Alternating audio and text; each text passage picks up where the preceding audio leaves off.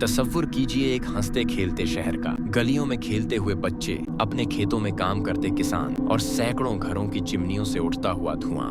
अब तसव्वुर कीजिए कि सिर्फ एक ही रात की मुद्दत में हर एक शख्स गायब हो गया। ना कोई चीख, कोई जद्दोजहद नहीं, कोई कदमों के निशान नहीं, बस एक खौफनाक गहरा सन्नाटा जो पिछले 200 सालों से तारी है। वर्ल्ड ऑफ मिस्ट्री में आपका इस्तकबाल है। आज हम चलेंगे हिंदुस्तान के दिल, राजस्थान के थार सहरा के बीचों बीच, जहां हम पर्दा उठाएंगे कुलधरा की उस हकीकत से। वो गांव जिसने वजूद से बढ़कर गैरत को चुना, और वो बद्दुआ जो इसे आज भी वीरान रखती है। इस खामोशी को समझने के लिए हमें पहले उस शोर को समझना होगा जो कभी यहाँ गूंजता था। 13वीं सदी में बसा कुलधरा कोई मामूली बस्ती नहीं थी।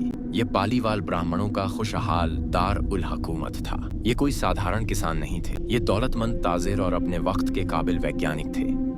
इन्होंने सूखे रेगिस्तान में पानी बचाने की ऐसी नायाब तकनीक इजाद की थी जिसने बंजर रेत को भी सरसब्ज खेतों में बदल दिया था। सदियों तक कुलधरा और उसके आसपास के 83 गांव फलते फूलते रहे। ये एक ऐसी बिरादरी थी जिसकी पहचान थी इल्म, दौलत और अपनी आन बान शान। लेकिन 19वीं सदी की शुरुआत में एंट्री होती है सालिम सिंह की, जैसलमेर रियासत का दीवान। तारीख की किताबों में उसे एक लीडर के तौर पर नहीं बल्कि उसकी दरिंदगी के लिए याद किया जाता है। लोग उसे सालिम सिंह नहीं बल्कि जालिम सिंह कहते थे। सालिम सिंह ने पालीवाल ब्राह्मणों पर भारी टैक्स लगाकर उनका खून चूस लिया था, लेकिन उसकी हवस सिर्फ सोने चांदी तक महदूद नहीं थी। किस्सा है कि सालिम सिंह की बुरी नजर गांव के गरीब की बेटी पर पड़ी। वो उसके हुस्न का ऐसा दीवाना हुआ कि उसने गांव वालों को एक फरमान भेजा, इसकी बेटी को मेरे हवाले कर दो वरना मैं पूरे कुलधरा को खाक में मिला दूंगा। उसने उन्हें एक अल्टीमेटम दिया। मोहलत थी सिर्फ एक रात की। वो काली रात आ गई। गांव वालों के सामने एक नामुमकिन फैसला था, या तो अपनी बेटी को हवाले करके अपने घर बचा लें या उस दीवान से बगावत करके मौत को गले लगाएं। पालीवाल ब्राह्मणों ने अपनी गैरत का रास्ता चुना। इसके बाद जो हुआ वो राजस्थान का सबसे बड़ा राज है। आधी रात के सन्नाटे में कुलधरा के बाशिंदे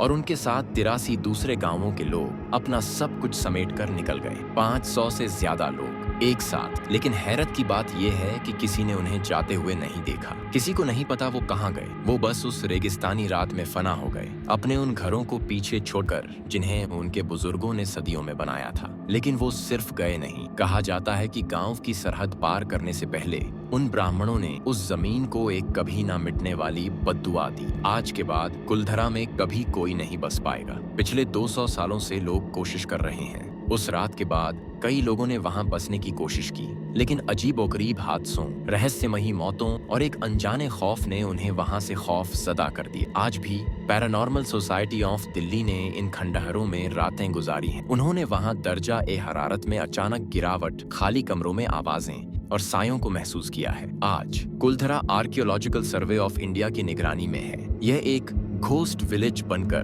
क्या यह सिर्फ पानी की कमी और भारी टैक्स था जिसने उन्हें मजबूर किया, जैसा कि कुछ मोरखीन कहते हैं? यह वाकई एक मजबूर बिरादरी का अपनी बेटी की इज्जत बचाने के लिए उठाया गया कदम था। छतें गिर चुकी हैं, दीवारें टूट रही हैं, लेकिन पालीवाल ब्राह्मणों की वो अना आज भी इस वीरान लानत ज़दा गांव के जर्रे जर्रे में जिंदा है। आपको क्या लगता है उस रात असल में क्या हुआ था? हमें नीचे कमेंट्स में जरूर बताएं। अगर आपको इसरार का यह सफर पसंद आया तो लाइक बटन दबाएं और सब्सक्राइब करें वर्ल्ड ऑफ मिस्ट्री को। अगली बार फिर मिलेंगे दुनिया के किसी और अंधेरे कोने से।